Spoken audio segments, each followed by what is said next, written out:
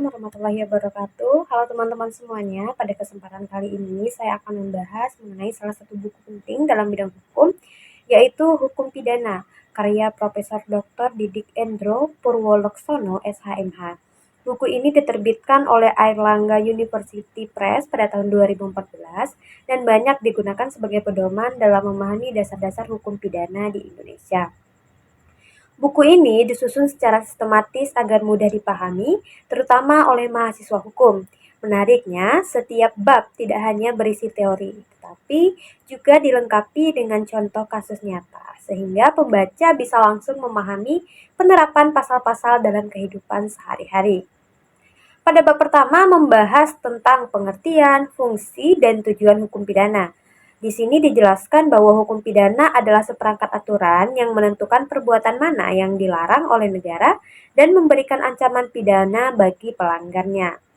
Menurut Muljatno, Sudarto, dan Simons, hukum pidana ini memiliki dua bagian penting, yaitu hukum pidana material yang mengatur tentang perbuatan yang dapat dipidana dan hukum pidana formil yang mengatur proses penegakan hukumnya melalui penyidikan, penuntutan, hingga pengadilan. Tujuan hukum pidana sendiri bukan hanya menghukum tetapi juga mendidik pelaku agar tidak mengulangi perbuatannya serta menjaga ketertiban masyarakat. Oleh karena itu, hukum pidana memiliki fungsi sebagai sarana pengendalian sosial baik secara preventif maupun secara represif. Pada bab kedua menjelaskan tentang pembagian hukum pidana. Hukum pidana dapat dibedakan menjadi hukum pidana umum yang berlaku bagi semua orang seperti terdapat dalam KUHP dan hukum pidana khusus seperti hukum korupsi, terorisme, atau narkotika yang memiliki pengaturan tersendiri. Selain itu, terdapat pula hukum pidana nasional, hukum pidana internasional, hukum pidana tertulis seperti KUHP, serta hukum pidana tidak tertulis yaitu hukum pidana adat. Pada bab ketiga, menguraikan mengenai sejarah singkat hukum pidana di Indonesia. Yang awalnya, hukum pidana kita berasal dari Wetboek van Strafrecht untuk Hindia Belanda pada tahun 1915 yang diberlakukan pada tahun 1918. Setelah Indonesia merdeka, hukum ini tetap berlaku berdasarkan Undang-Undang Nomor 1 Tahun 1946 tentang Peraturan Hukum Pidana. Melalui proses panjang, barulah pada tahun 1958 diberlakukan satu sistem KUHP yang berlaku secara nasional.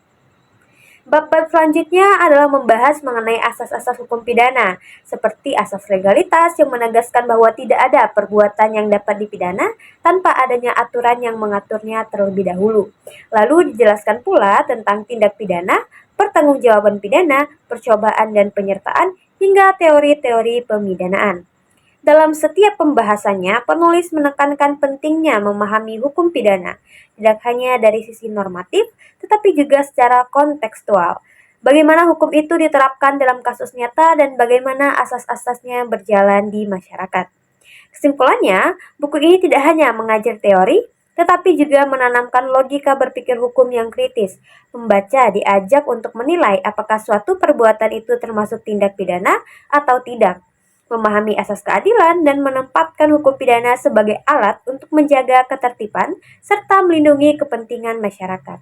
Jadi, bagi kamu yang sedang belajar hukum, buku Hukum Pidana karya Profesor Didik Endro Purwoleksono ini sangat direkomendasikan karena memberikan pemahaman yang komprehensif dan aplikatif tentang bagaimana hukum pidana bekerja di Indonesia.